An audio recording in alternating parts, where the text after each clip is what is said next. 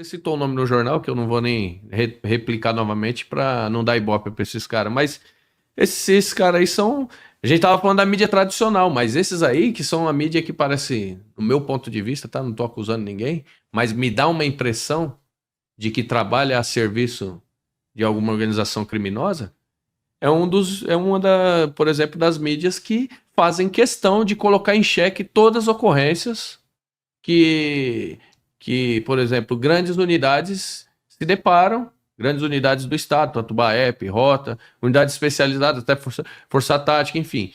As grandes unidades que têm preparo, que confrontam com o marginal, frequentemente eles fazem questão de colocar em xeque. O porquê querem colocar em xeque? O porquê querem derrubar seu canal?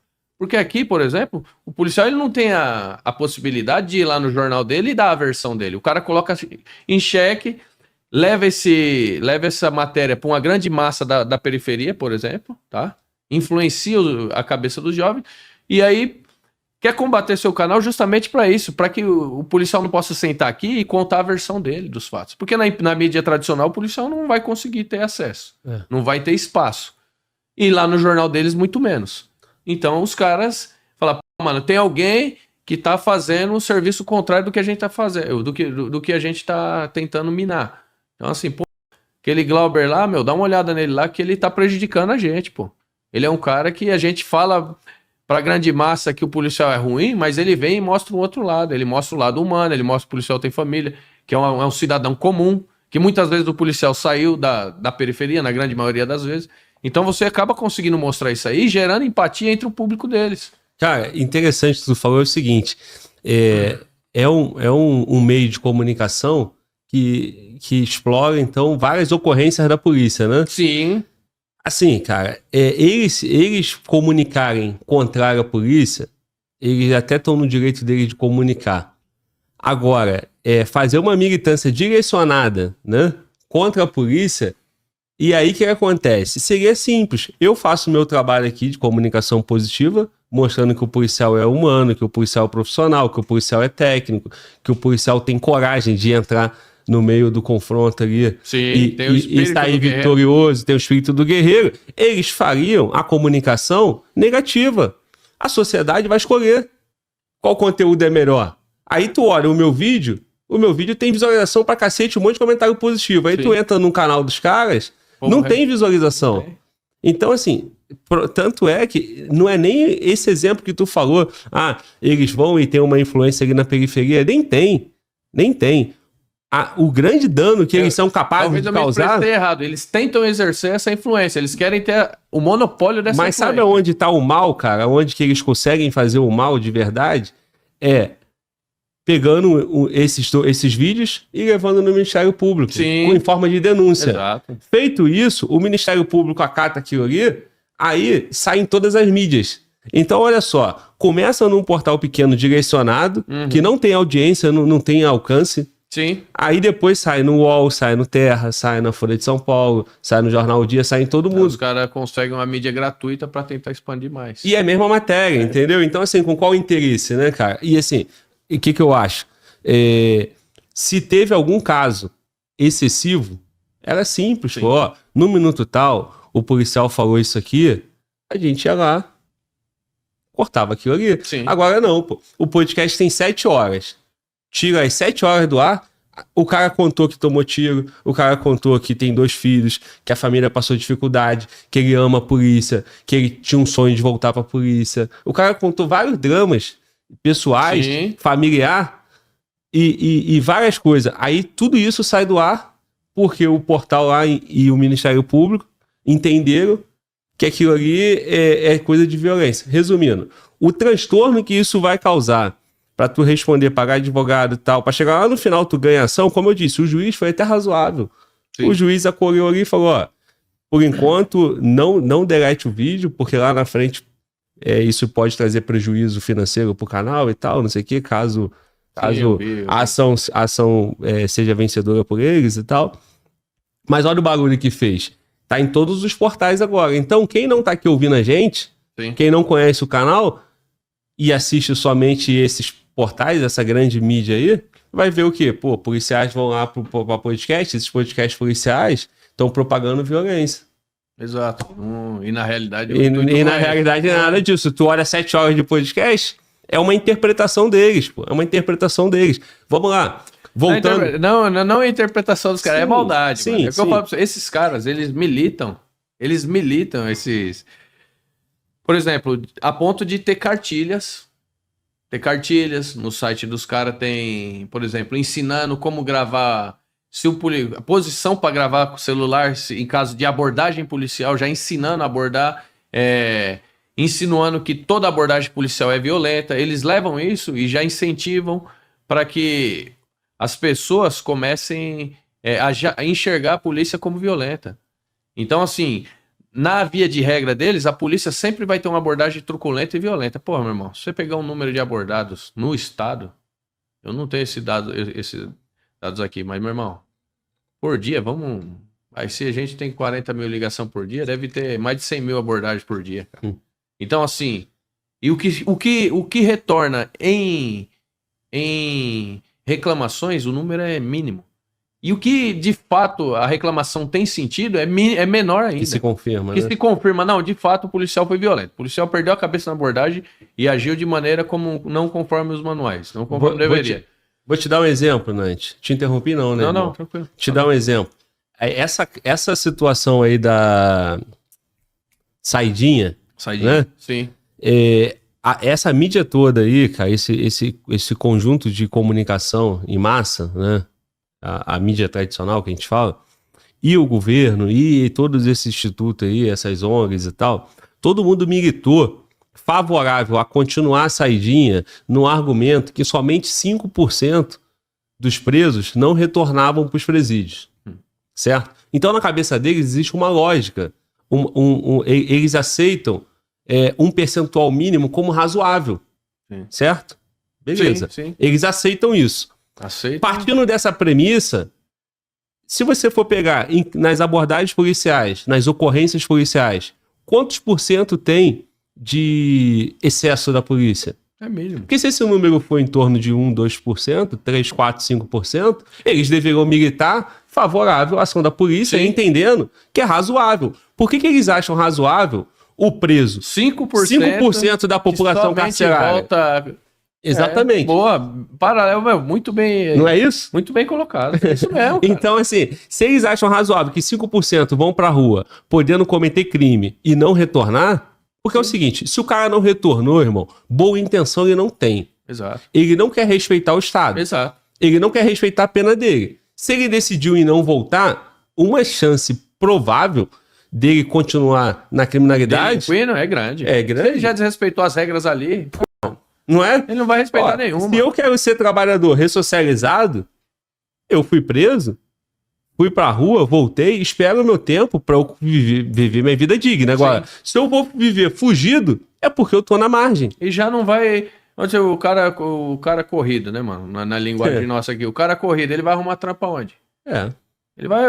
o cara muitas vezes vai arrumar um mocó, ele sai, mete os B.O. dele e volta, irmão. Ele não vai arrumar um trampo... Eu volto a dizer, o cara que tá procurado, ele não vai, meu. Exato, assim, o cara que cometeu o crime, pagou, ele tem várias atividades para ele trabalhar, até que dentro da informalidade. Mas é o que você tá falando, o cara que cometeu e pagou. O cara que cometeu e pagou. Aqui no caso, nós tá falando do procurado, o cara que mete o louco e sai fora. Isso. Entendeu? O cara que pagou, eu concordo, já vi alguns casos aí de fato o cara se arrepender do cara mudar de vida mesmo, já vi. Poucos, mas já vi. De verdade mesmo. Então, assim, não, é real. Porque eu também não sou louco de acreditar. Mano, o cara foi preso 20 vezes metendo 5-7, mano. Esse cara aí é... Desculpa, mano. Esse cara aí, ele não vai... Dificilmente ele vai mudar de vida, irmão. Porque ele não tem mais medo de nada. Esse cara aí, ele aprendeu isso, ele vive com isso e muitas vezes o cara até gosta. E lembrando que quando ele é preso, é a vez que ele perdeu, né? Sim. Isso exatamente. Não tá na conta. Se ele foi preso 20 vezes, ele fez no mínimo 200. Pelo menos. Porque ele vai fazer 10, 15, 20 e vai rodar uma. Exatamente. Entendeu? Ou muito mais que isso, vai fazer 100 vezes. E cada vez ele foi adquirindo mais experiência. Então ele altamente se profissionalizou nisso. O cara não sabe fazer outra coisa. Não adianta você falar, eu tinha até um policial que trabalhava comigo, o Márcio, ele trabalhou muito tempo na muralha do presídio lá em Hortolândia. E aí ele ele zoava, né, mano? Ele pegava o megafone assim, ele tava sem nada pra fazer, começava a encher o saco dos presos, né, mano? E aí ele ficava com o megafone falando assim, quando vocês saírem daqui, vocês vão arrumar um emprego, vão ser honestos, trabalhadores. Também. Ele O cara contou isso fazia aí, ele isso? fazia isso aí, ficava zoando na muralha nas antigas décadas de 90. Aham. E meu irmão, até eu mandar um abraço pra ele, deve ter uns 10, 15 anos que eu não vejo ele, Marcelo, gente boa. E ele é um cara zoeiro. E ele trabalhava na muralha e começava a encher o saco dos presos. Ele falou que, que se os caras pudessem, os caras subiam lá pra matar ele, revoltado. Aê, senhor, tá tirando! Tá Vai tirando. que é o crime, os caras batiam no peito. Porque o cara não quer ser, mano. Ele não Trabalhador. quer ser um trabalhador, um decente. O cara não quer mudar de vida, ele gosta daquela vida. O criminoso mesmo, o cara que decidiu e optou por essa vida, irmão. Então, assim, aí você fala, na primeira oportunidade, eu vou tirar esse cara, colocar no meio da sociedade. Vou falar pra você aí, que às vezes fica na dúvida, será que, coitado do preso, agora ele tá aí? Então, eu vou falar pra você. Você vai pegar o cara que tem um monte de BO, rodou 10, 20 vezes, e você vai deixar ele rodando do lado da sua família? Do lado da sua filha? No seu bairro? Então, assim, ele tem penas a cumprir. Quando ele cumprir tudo as penas dele, e que ele tá arrependido de fato, tá ressocializado, então volte. Aí ele volta pra sociedade, porque se o cara que foi preso 20, 30 vezes, ou 20, de vez, se ele for apenado de todos esses crimes, se ele for condenado de todos esses crimes, ele não vai sair tão cedo. Então, aí ele de fato ele vai ter tempo pra pensar se ele quer isso novamente pra vida dele. O cara puxar uma cadeia lá de 20 e poucos anos, 30 anos, aí quando ele sair, ele vai pensar, pô, mano, acabei de sair, acho que eu não vou cometer um crime, não. Agora o cara tá respondendo a p de processo, ainda não foi condenado nos processos, só tá condenado em um, coloca ele na rua. Aí eu coloco esse cara na rua, o processo, consequentemente, os outros processos que ele tá respondendo vão ficar parados, porque ele não vai em julgamento de nenhum, o cara intimado não vai, tá procurado, é o cara que fugiu da cadeia, aí ele consegue o benefício da saidinha, saiu, se joga. Aí vai enganando o Estado. Então, a cada 6 meses, 1 ano, ele tá na rua de novo, esse cara. Pô, cara. Então, você acha que esse cara tá arrependido? De fato, ele não teve nem tempo pra se arrepender. O cara tem que sofrer um tempo lá, uma caminhada pra ver se ele de fato vai se arrepender ou não. Aí, cara, eu vi uma matéria no portal G1, botaram 95% grandão assim, né? Pá. Aí o texto dizia assim, é justo 95% serem prejudicados por conta de 5%? Uhum. É genial. Justo 95% das ações policiais. Né? Pode aumentar o número. 99,9% das ações policiais. Vou levantar esses dados depois pra gente trazer numa outra hora. Esses dados fidedignos. Mas eu vou falar pra você que deve ser 0, alguma coisa. Não chega a 1%. É 0,1, 0,2% das ações policiais que é justo a gente condenar uma instituição inteira que tem 99% de acerto por... Tá entendendo? Mas essas matérias a gente não vai ver, cara. Assim, cara, e o que a gente está debatendo aqui é a forma como a militância, né? Sim. Seja ela jornalística ou idealista aí, por conta de ONG, de direitos humanos, sim, achar razoável um desvio padrão, um desvio de 5%, um desvio que eles entendem que faz parte do game, do jogo ali. Só que essa mesma lógica eles não usam na hora do ataque.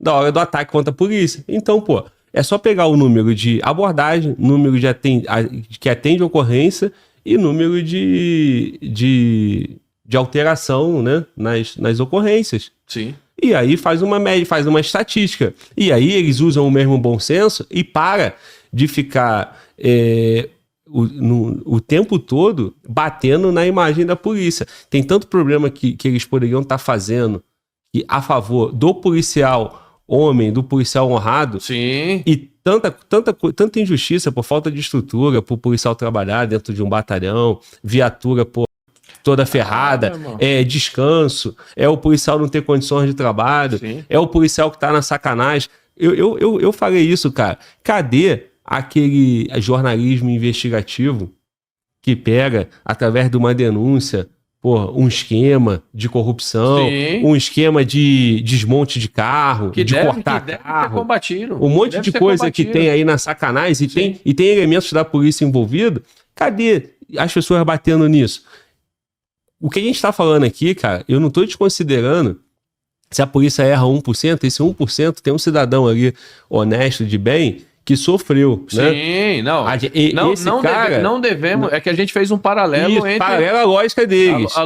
Peraí, pela lógica deles, Isso. exatamente. Lógico que a gente entende, a gente sabe que esse 1% aí tem que ser resolvido, tem que ser punido. Com certeza. Né? Agora, da mesma forma, não pode ter nem 1% de preso na rua.